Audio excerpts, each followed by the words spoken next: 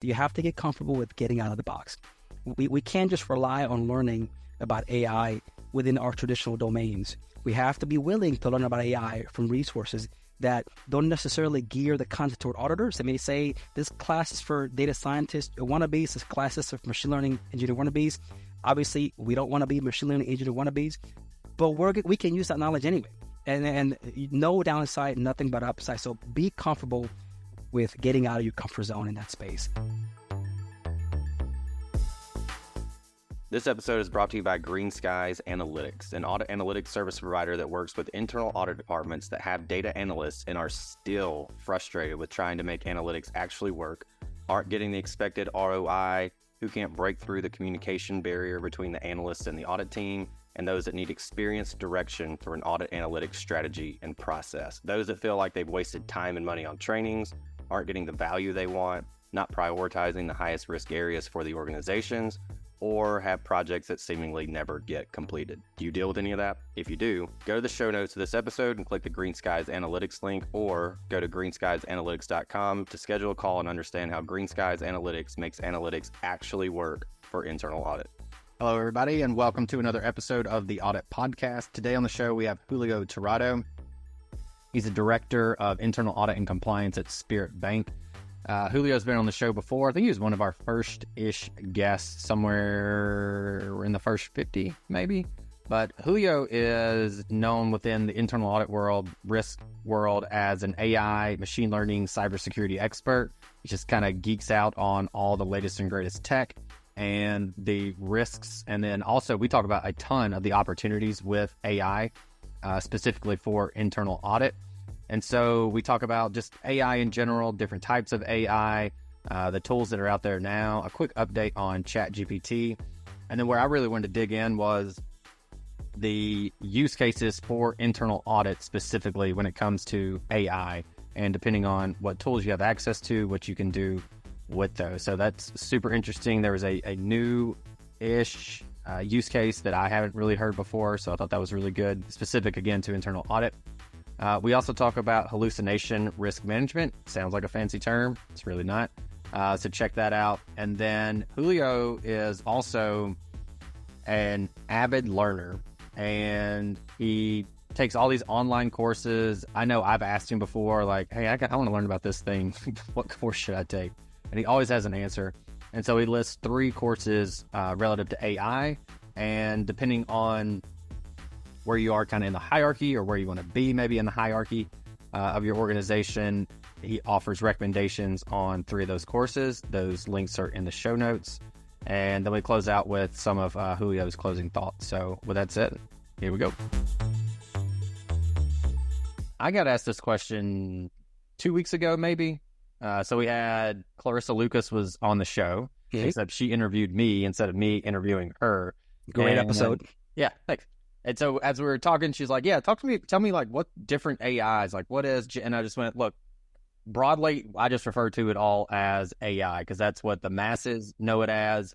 If you want to take AI experts, ML experts, and you want to take the academic folks and throw them into a room and let them fight over, well, no, technically it's this one and technically it's this one. But largely I just go, look, everybody else knows it as AI. That's how we refer to it. Now we have you, AI expert, on here. So I'll throw it to you for anyone that was listening to that episode and going, okay, that's great, Trent, but like I kind of wanted to know what the differences were. So I will throw it to you. Types of AI, walk us through what those are. Any examples that you could give also would be helpful. But to kick it off, let's start there. Yeah, sure. Well, thank you for having me. I tend to start at the highest level by differentiating between 2 big concepts: AGI, artificial general intelligence, and narrow AI. And an AGI is a type of AI system that can handle a broad range of cognitive tasks in different domains. So in other words, it's the most human-like AI system. You and I allegedly are humans, so we can do a lot of different things in many different domains. So an AGI system is human-like in that way. So by contrast, narrow AI, which is the type of AI that we have today all across the society, is a type of AI that is really good at one task or one collection of tasks within one domain. So, for example, you and I both probably watch movies on Netflix or Hulu or Amazon. When you watch movies after a while in your profile, you'll start to see some recommendations. Well, those recommendations are a byproduct of a recommender system. That's a machine learning system that's specifically designed with a very narrow use case. So narrow AI is what we all have nowadays. An AGI system doesn't exist yet, but people are working on it. So you have companies like OpenAI who made ChatGPT, DeepMind owned by Alphabet. You got Meta that runs Facebook. They actually are working on AGI, and you'll hear estimates anywhere between 5 years and 50 years. My literal money is betting on closer to 5 years.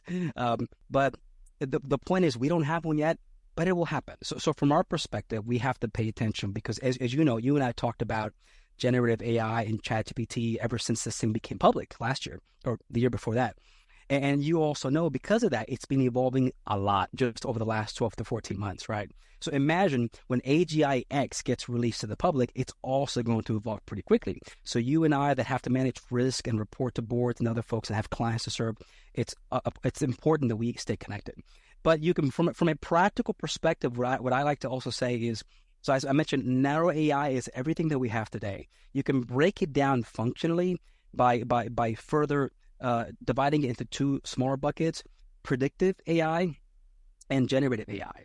So predictive AI is that recommender system that I just told you about, and generative AI is ChatGPT. It's anything that creates content. So that's a quick way, I think, to break it up into pieces and make sense of it in a way that would hopefully all of us would understand. For the everybody person out there who's not necessarily AI expert, but just needs to know enough, do you feel like the differentiation needs to be made? Is there like certain risks with one to the other that we should be aware of? Or is it, hey, when speaking to the board, like it's pretty okay just to say AI and then everybody understands, i.e. should I change my approach? No, great question. My personal preference whenever we're conveying this content to a board or a directorship is to focus on the AI breaking down to predictive and to generative. I think that's the easiest thing to do because number one, there are frameworks that are being created, for example, by NIST, this organization that is now known for creating the NIST cybersecurity framework, the NIST AI risk management framework. Well, they're creating frameworks that break it down just as well. So that's consistent with frameworks, but I think it's easy to relate to. Predictive versus generative. You don't need a PhD in machine learning to figure that out. And then you can also point out specific examples. Like I mentioned to you, recommender system is predictive. You can say that a system that involves, I don't know, looking for fraud within, like credit card companies all use machine learning for fraud detection. That's predictive. And we can specifically point to what everybody knows, which is ChatGPT. That generates content. So I think that's a good way to make a connection. Okay. Speaking of ChatGPT, and I feel like this question is going to age in about a week. Well, the updates on ChatGPT. For anybody listening to Clarissa episode, I talked about on a Wednesday, I said, hey, this doesn't exist in ChatGPT yet. Don't worry about it or whatever. Literally the next day on Thursday, I logged in. Yeah. Like, yep, it's there. So this might age in a week, but quick update on there on ChatGPT. Yeah, you're going to have to shorten your development life cycles here with the episodes. Yes. So maybe we can do, Trent, is we can start by giving a little bit of a background.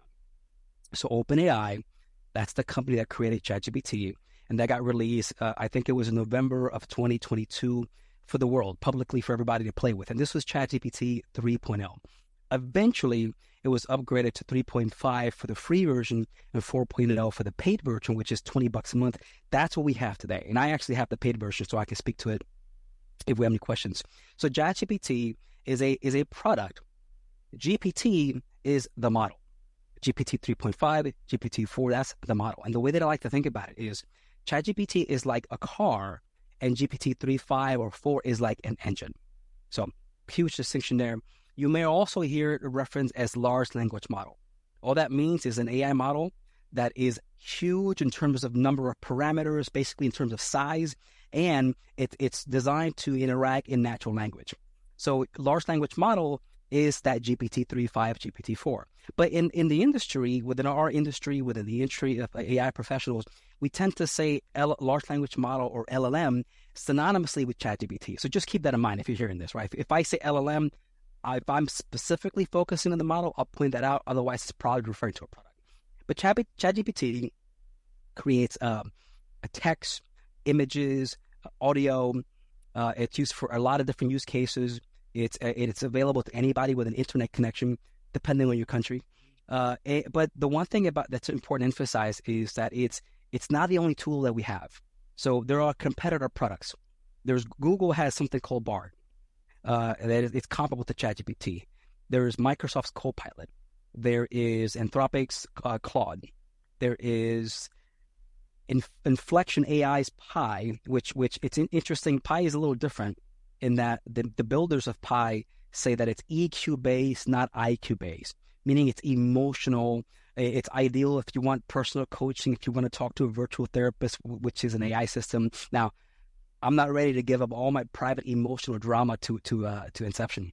But some people might, and that's okay. That's their choice. And then there's Perplexity AI, which, unlike the others, is sort of like, it's basically an AI-powered search engine. That's a competitor approach. It's an alternate to Google, Bing, and so on. So we have all these different options, and most of them basically do the same thing. The ChatGPT 4 tends to be the more powerful model for now because they're all constantly getting better. It could be the second or third best in 6 months. Who knows? Google Bard does something that the others do not, and that is it helps you do video analysis. So, for example, I'm doing a talk here in a few more weeks to a group of business leaders, and I'm going to show them how you can take you can go to Google Bard, and I can put in a link to the latest compilation of Super Bowl ads, and by then it'll be this year's Super Bowl. And I'll say to them, imagine you're a marketer or you are you're a business owner who was about to create an ad, and as a part of that, you can look at the latest Super Bowl ad compilation and learn all those lessons, get insights for all the things they have in common, things that are interesting, things that are curious, and translate that into recommendations. So you can only do that with Bard. The others, not as of yet. That could change someday. So the bottom line is there are many, many tools beyond ChatGPT. So I think we all should experiment with all those, not just stick to one particular tool. I think what the audience wants to probably hear the most, what I was super interested in also, is I know you've taken a lot of, hey, I'm in analytics or I'm in audit and I'm in risk, and all right, now how can I use these AI tools to more effectively and more efficiently do my job? And so I'm going to throw it out to you. I know you have a handful of these. Some are very unique. I feel like I'm relatively up to date on what these are, but I know there was one I just went, have not heard anybody doing that. So I'll throw it to you. Let's hear use cases, your favorite ones, and benefits. You don't necessarily have to speak to the outcome because I know there's probably some sensitivity to those, but to the extent you can, obviously people would appreciate that. So it may be a good idea before we talk about the use cases to do a quick sort of cautionary warning.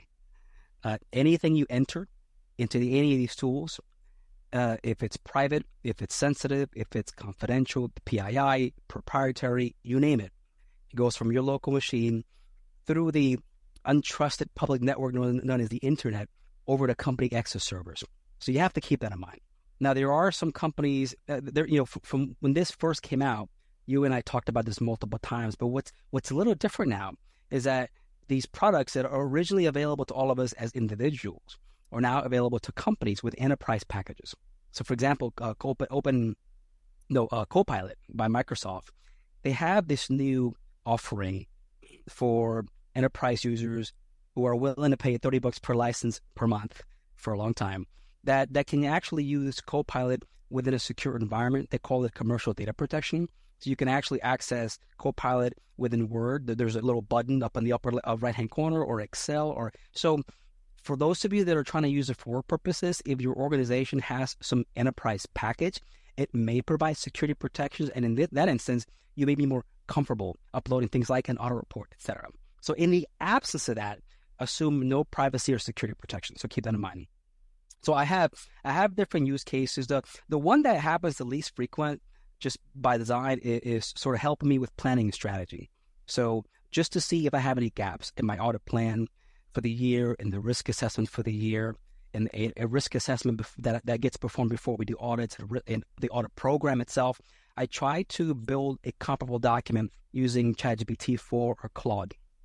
Now also doing Copilot just to compare and contrast. The idea there is, and remember, I'm sensitive about what I provide to Gen AI tools, but the idea there is if I prompt this tool, by the way, with a very long prompt, because an important lesson we have to learn early is that the better the prompt, the better the result. If I have a 2-sentence prompt into any particular tool, I'm going to get something. I just may not get exactly what I want. So my prompts are 2, 3, 4, 5, 6 paragraphs long, however long it needs to be to put in enough detail to get what I want. Okay. So I'll prompt to build a risk assessment for the annual audit plan and see, am I missing a risk area? But when I create the prompt, I also want to demand that tool access risk trends and developing issues that are happening that perhaps I haven't come across as much as I try to read. So that same premise for the audit plan, the same premise for the risk assessment that occurs at the audit level, and as well as the audit program. And what you'll find is not only could you find something you didn't think about before, but you may actually, as it relates to, for example, the audit program, you may find a better way to word a procedure because these tools write better than I do. I have no shame in saying that. So that's okay. That's sort of the less frequent use case. Now, Trent, so for now, that's an optional thing to do. I don't need to do that. But I very much foresee a future when we have more capable versions like GPT-5 or GPT-6. Those things are improving by 10 orders of magnitude in capacity and size of the model and in computational capability, all of them. I very much see a future where you and I, any one of us that are building these administrative documents, assessing, planning strategy, if we don't do it without the help of that latest version, we're not going to be competitive. So I literally cannot imagine the implications of a GPT-6 with 4 being so amazing. So in the future, I don't think it'll be optional. For now, I'm just toying with it. Summarization is another one. That's probably my favorite one because I love to save time. With what we do for a living, we have to read a lot. And there's so much content that I like to decide if I want to determine if I should invest time in it. I could summarize that way. If I want to provide content for my audit committee, I could summarize it quickly. And the one example that I think we can all relate to is the IA standards. So when was the last time we had the most recent release? Was it like 2016, 2017? I think it was 17, yeah. 17? Okay. So I remember back then that it took me well over 2 hours to read the darn thing. Great document, lots of content, but it took me a long time to read it. And as I'm reading it, I'm also like writing in a spreadsheet separately stuff so I can build a self-assessment template, right? Because as you know, I ain't got that kind of time. So I try to be efficient with what I'm doing. So that easily took me at least 2 hours, probably more. Let's go with 2 just for the sake of being conservative, okay? So this year, what I did differently with the powers of generative AI. So I first of all glanced at the document. I probably spent about 5 minutes just to see the structure. You know, how is the structure? Where's the content? How are we labeling things? For a good old 5 minutes to figure that out, okay? And then I uploaded that document over to ChatGPT-4. Then I wrote a prompt to do 2 things for me. The first one was to build a summary because I wanted to use that information to convey to my audit committee. We have a meeting in a few days, so I want to give some summary information. The other one is I prompted it to generate and essentially extract key pieces of data, like make a list of every domain, every principle, every requirement, etc. And for each requirement, do a summary of no more than 2 sentences because some of the requirements, as you probably know, are 2 or 3 paragraphs long, right? So I wrote the prompt and it created content within literal seconds. I also opened the spreadsheet and the content that it created for me in terms of not the summary, but what was extracted, so to speak, I copied and pasted that onto the spreadsheet, okay? So far, this whole process took about 8 minutes. And that's me taking my sweet little time, right? Now, if you stop there and make decisions based on that, you're being irresponsible. That's not responsible AI. So I had to read the standards anyway. But here's the difference. As I read the document page by page, I compared the content to what I pasted onto the spreadsheet. And 2 things came out of that. Number 1, I did this a whole lot faster. But number 2, I saw 0 hallucinations. This is when a large language model makes up stuff and is so believable as to be accepted, but it's actually completely made up. Well, I saw 0 hallucinations. Did you have a question? Do a little bit more on hallucination. So I feel like you might have breezed through that. It's a big risk area for people, especially if they don't know about it, and they just go, well, ChatGPT said this, it must be right. Like it knows the entire internet. It certainly can't be wrong. So talk about that just a little bit, risks there. I know we're probably going to get into hallucinations in a little bit more detail later, but expand on that just enough to where people can understand exactly what that is. Yeah, I'll make a quick comment on that. But before I forget, the bottom line with the standards is what took me at least 2 hours a few years ago took me about an hour this time. And those standards were significantly shorter than the ones we have today. So 2x that time, basically. Yeah, that's a great point. I didn't even think about that. You're absolutely right. Yeah. So hallucination is a major challenge with any one of these AI chatbots or LLMs or AI products that you use that create text, create content.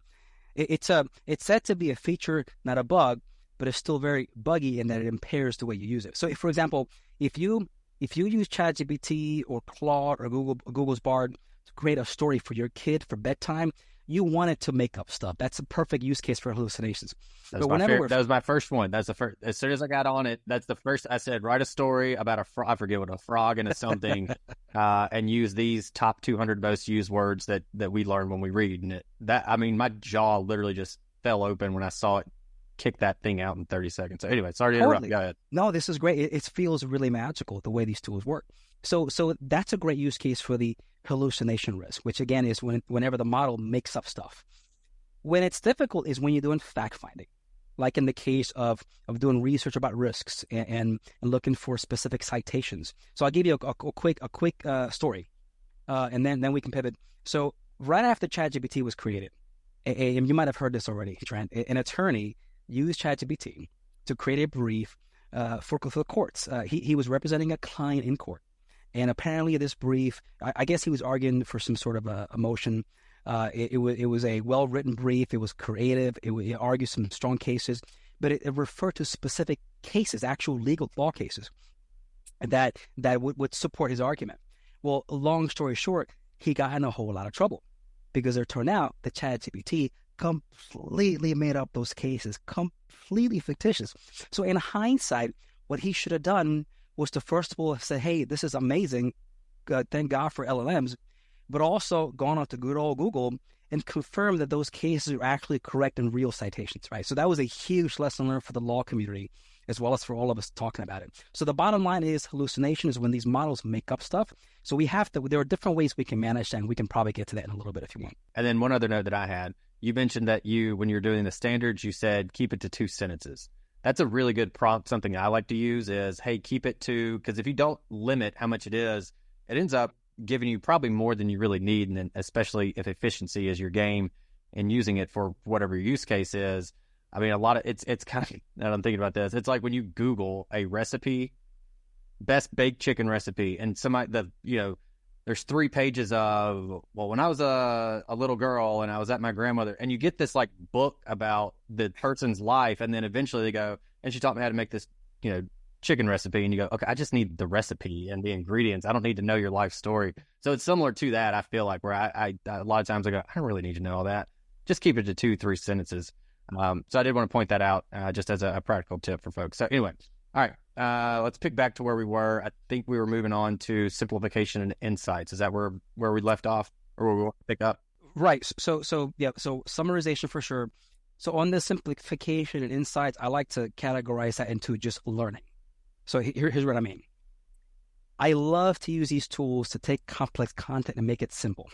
So if I want to present to my audit committee on AI, I'll draft content, but it may be technical, and I may not empathize enough with my audit committee members who don't have a background in anything AI. So I can upload it into any one of these tools and prompt it to create it. And this is specifically how you would write the prompt. Somewhere in there, you would say something to the effect of, rewrite the summary for an audience without a background in X, and be more specific about the individuals that are receiving it. So the more specific, the better you get, right? So simplifying it for communicating to people, I think, is really interesting. Also, just for learning, like if you find yourself having to do something with like lease accounting or something that's technical that you've not experienced with before, by all means, Google away, but also experiment with taking complex data and simplifying it so that you can understand it better.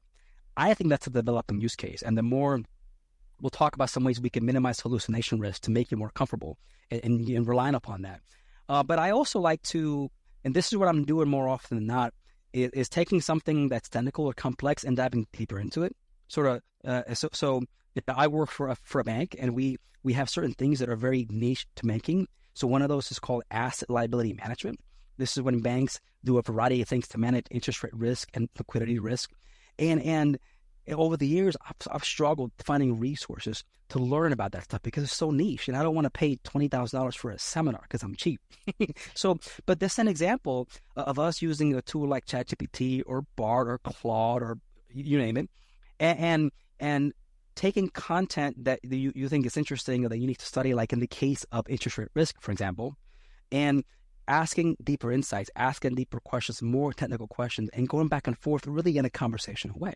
So from complex to simple and from complex to deeper is sort of a way that I summarize using it to learn. Yeah, I like that too, especially when you have there is something that even when it spits out the answer, it could be there's a word or a phrase in there that's still very technical, and you just highlight it, copy, paste, explain this to me like I'm 5, or explain this further, or I have no idea what that means. It's like having an expert sit with you and you just ask it questions, except you never feel like you're asking a dumb question because that's exactly it. It doesn't matter at all. Now, I only laugh because that's exactly what I say. Explain it to me like I'm a 5-year-old. Yeah. And then go up from there. I found it in, I ask it a lot of stats type questions. And when it comes to like the 5-year-old question, it's always like, imagine you have 10 Lego blocks. I don't need the Lego analogy just to, so every now and again, I'll be like, all right, explain it like I'm a senior in high school then maybe or something. Exactly. 100%. So I love that because just like you said, it's like an assistant that helps you to learn on a continuous basis. And every single day I ask myself, is this a use case for Gen AI?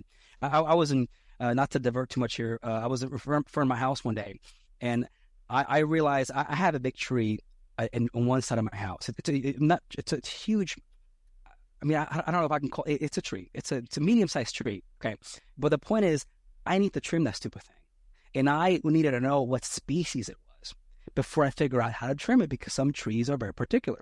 So I took a picture of the tree, uploaded to ChatGPT on my mobile phone, and prompted it to tell me what species it was. And of course, within 3 seconds, because of my connection, you get a response. So there's so many use cases that I think we're all still figuring out on a day-by-day basis. I paid $30 a year for an app to do exactly what you're talking about. We moved into a new house and I had all these shrubs and flowers, and I was like, I don't know what this is. So this was 3 years ago. $30 a year for this app, and I just went around taking pictures, and it would go, okay, water this thing this way, do it this way, cover it with a sheet, if it freezes. And now it's just, all right, there's $30 a year that I saved, so that's nice. And that brings up an interested but maybe unrelated comment, is that creates competitive pressure for the app builder. So it's sort of the creative destruction element of our economy, that we have these new innovations, and the offsetting issue to the benefits we enjoy is impact to business, jobs, and so on. So it's an interesting thing to manage. So learning for sure. I'll finish up by saying, if any of you guys have difficulty dealing with any managers, if you have an audit client that for any number of reasons is difficult, maybe the person's moody, maybe the person lacks empathy, maybe the person just hates auditors, who knows? Whatever the issue is, you can actually use these tools to craft messages more convincingly, more persuasively. You can write a prompt, again, as long as you do it safely without giving up any kind of private data. Write a prompt that explains the situation, explains the behavior you're dealing with person X, and prompt it by saying, provide some recommendations to more effectively communicate with person X. And not only can you do that when you're writing a prompt, you can enable, and I'm specifically only focusing on ChatGPT, you can enable the audio version of the app, of the mobile app product on your phone, and talk to it. Do the same prompt it to give you recommendations. You'll get a long list of recommendations. And then you can go the next step. And this is the really fun part. You can take it to the next step and say, okay, now you role play as person X. I role play as internal auditor. I want you to be difficult. I want you to be argumentative. I want you to be anti-audit. And let's go back and forth on this particular problem. And now I'll try to implement your recommendations. And then 5, 10, 15 minutes later of talking back to this large language model, you may find that you will have practiced your soft skills. You have learned some things. And as long as you don't mind giving up your voice to data to OpenAI, which is exactly what you're doing, you'll have this experience, I don't think, like anything else. It's honestly a very cool feature because, as you know, for a long time within the audit profession, anytime we have a list of the top skills that we need to work on, almost always soft skills is in that top 5, right? So what an interesting way to practice that piece. So the last use case I'll mention is for my audit committee. Every 2 months, I give them a newsletter. And so 1 month we do an audit committee meeting, next month with a newsletter, then the audit committee meeting. So throughout the year, they're constantly informed. And my newsletter it's honestly no more than 3 pages. The goal there is to share emerging risk information. What are the trends? So I'll address something on third-party risk management or some new regulatory issue and so on. Top 10 questions for directors to ask on cybersecurity. Lots of stuff that I think is relevant. And prior to Gen AI, what I would do is I have a long list of sources from which I get these articles, and I would find the articles and I would read them, and then I would, for example, take a 10-page article on, say, corporate governance and condense it to like 300 words, shrink it up real quickly. But that takes time. It takes time for me to read and synthesize and concisely put things together. And so what I decided to do is use generative AI to process the article that's 10, 15, however many pages, and condense it to X number of words that I need to fit in my specific sections in my newsletter. Just like you said earlier, one of the things you like is that you can prompt the summarization to be the size that you want. Well, I do exactly the same thing here. So I do that, and with the prompt, I'm specific to emphasize things that I want to emphasize. There's things that I want to highlight within that summarization. So it gives me what I want, okay? So the summarization saves time. I also use any number of tools, whether it's Copilot or ChatGPT, it just depends on my mood, to create images to go along with the articles. So I'm using generative AI to create images and to summarize content, and I'm easily saving a decent 20%, maybe more, of the time that I spend in building this bi-monthly newsletter. Let me ask you a question, because I mainly just hang out in ChatGPT. For the images, I know there, if I'll say, hey, create this, a logo or create whatever it was that I'm doing, whatever it comes to, for whatever reason, if I say, hey, I'm speaking at this, IAA chapter, it always spells something wrong in the logo that I put. So it'd be like IIAQ, Lower Manhattan chapter or whatever. I'm like, where the Q come from? So have you found, specific to image generation, because I'm not a creative person, so I would need that. Is there a platform that you'd like to use over another one? They all have those issues. So what I would say is first of all, it's a function of the model. So if you look, so ChatGPT's ability to give you images is created by something called DALL-E 3. DALL-E 2, its predecessor, was far worse. Everything looked like complete gibberish. At least now the content you get may have English and a few misspellings, right? So what you'll see is that as these models get better and better, you'll have less of these issues. The way I try to combat it is twofold. Number one, I compare and contrast the model. So I'll create an image to ChatGPT 4, I'll create an image to Bard, I'll create an image to Copilot. With the same prompt, different tools, and see which one gives me exactly what I want. Also, when you write the prompt, put in quotations the specific wording that you're trying to display. That helps minimize the risk of having gibberish.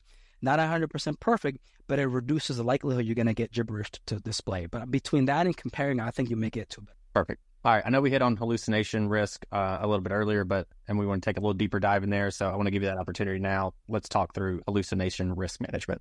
So that's probably the trickiest issue for us whenever we use these tools to make decisions.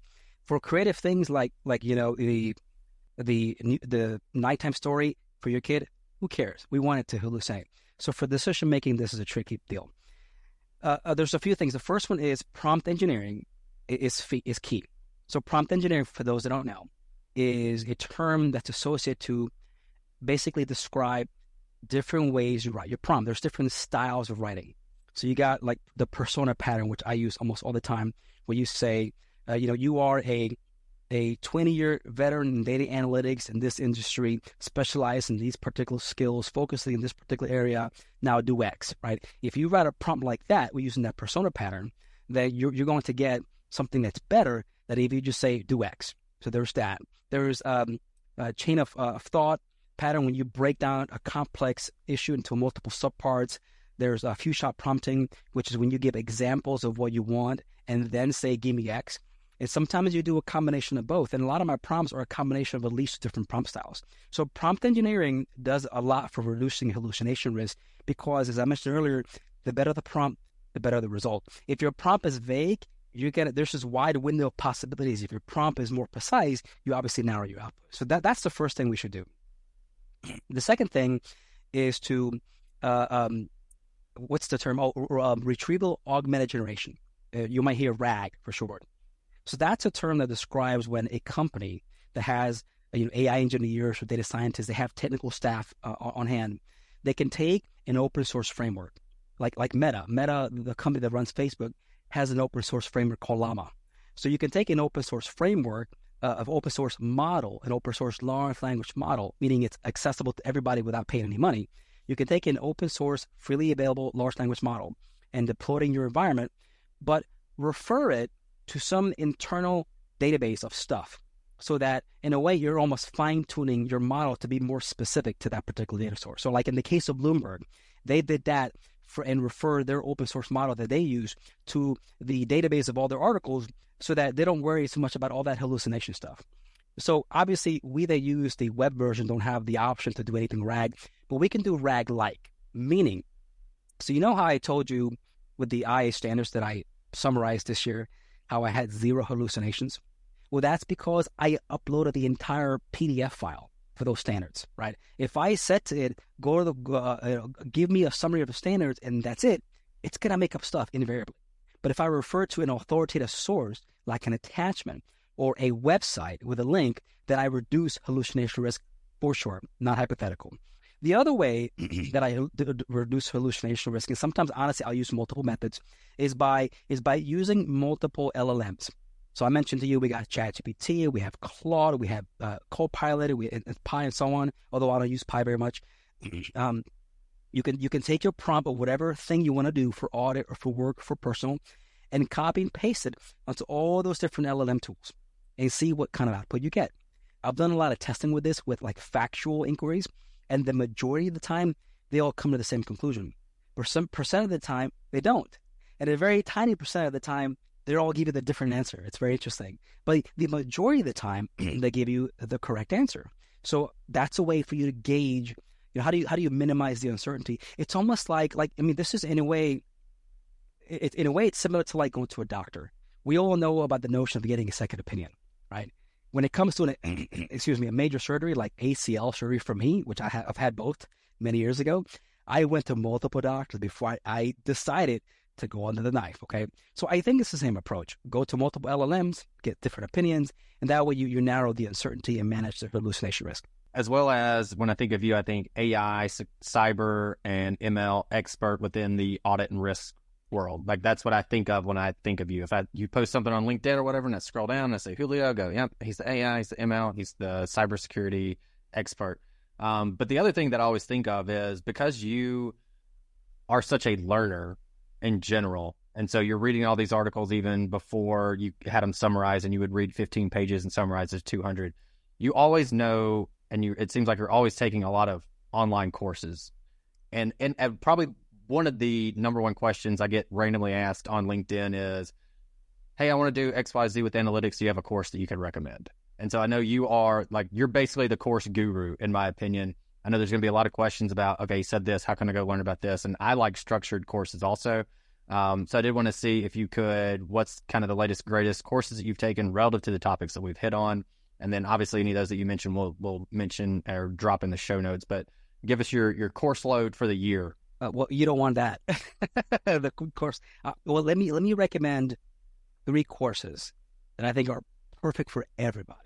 No technical requirements needed. No, you don't have to be a developer or an engineer. If the challenge here, if the problem we're trying to solve here is to educate the masses on AI, all the internal auditors and risk managers, the first thing I recommend we do is take this class called AI for Everyone. It's offered through Coursera.org. You can access it for free, and I always recommend people do free stuff if they can. If you want to pay a fee, it's like $39 or $49 one time.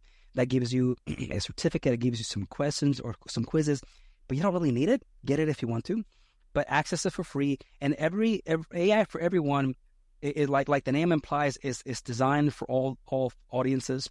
Every auditor, every director, every CEO, I think should take this class, because you understand what are the different types of AI and what are the implications. What can companies do with AI? Not just know these terms, what's actually practically, what can be practically implemented with artificial intelligence tools. There's also one called Generative AI for Everyone, also offered via Coursera. You can also access it for free. And that's actually one that came out maybe 3 months ago or so. And it's like the name implies, it's about Gen AI. You have to take that one so you can get more comfortable with not just ChatGPT, because there's so much more. As we now know it based on this conversation, there's so much more than just ChatGPT. So generative AI for everyone, I think, is really good. No background in anything technical required. You just have to be curious and spend a little bit of time to learn the content. The last one, the third one, is going to be generative AI, navigating generative AI, a CEO playbook or a CEO toolkit. I think it's CEO playbook. Also, okay, good. That's also offered via Coursera. Again, you could do it for free. That one is, like the name implies, it's designed for CEOs, but it's honestly practical for anybody that's curious, particularly anybody who's in leadership. What makes that one a little different is that, and I believe you have to pay the small fee for this feature, is that it actually has prompt challenges. So it will tell you and help you write certain prompts to do all sorts of things in strategic planning and resource decisions. And there's various use cases. So I came out of that class with a better, clearer view of how a CEO or an executive leader can use Gen AI for the strategic high-level stuff, not just the sort of in-the-weeds kind of practical things. So those three, I think, are great. And once you guys cover those at least one of those classes, but if you can do three, that's even better. Once you cover that content, I think you have enough foundations in AI to be able to decide what's the next step that makes sense for me. Maybe it is a technical path, and then you can write code and do things. Maybe it's something that's more domain-specific, like in the case of banking. In the banking world, we have a lot of material about AI in banking, Gen AI for banking. Maybe that's really the next step, and you focus on your domain. I might add a fourth resource, and that would be this episode for everyone. I think we covered a lot of it here. But with that said, is there anything left? What do you want to leave the audience with? Do you have any closing words for the audience? The first one is if there's one thing that I've learned over the last few years is that for internal auditors and risk managers, it's still tough to upskill in this space. So I hope these courses are very helpful for sure. And huge kudos to the IA for what they're doing with providing resources in a central place pertaining to AI. But once you cover that stuff, you're going to find that you'll want more information and you'll be hungry for more content. So Coursera is an example. Udemy is another one. edX is another one. What I want to tell people is you have to get comfortable with getting out of the box. We can't just rely on learning about AI within our traditional domains. We have to be willing to learn about AI from resources that don't necessarily gear the content toward auditors. They may say this class is for data scientists wannabes, this class is for machine learning engineer wannabes. Obviously, we don't want to be machine learning engineer wannabes, but we can use that knowledge anyway. And no downside, nothing but upside. So be comfortable with getting out of your comfort zone in that space. The other thing I'll tell you is, so I've been an internal audit since 2007. I have been to countless IA meetings and ISACA meetings and ACFE meetings. And of all those meetings, I've only found one other auditor that also practices Brazilian Jiu-Jitsu. So my call out to all you guys out there, no matter what your profession, but especially if you're an audit or risk or compliance or security or an analyst, get your behind over to your nearest Brazilian Jiu-Jitsu academy and learn to grapple. So not only is it good self-defense, but it's phenomenal exercise. And we have stressful jobs, right? We got to deal with politics and all these different things and friction. It all melts away when you're either getting submitted or submitted somebody else. So great exercise, great stress management. Go find your local Jiu-Jitsu academy.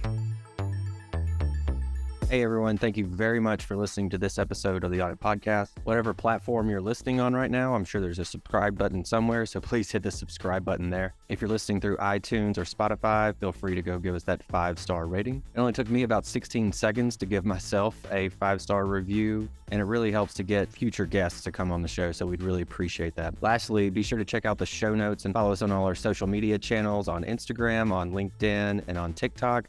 Also, if interested, please sign up for our weekly newsletter from the Audit Podcast. Thank you all. Have a great one.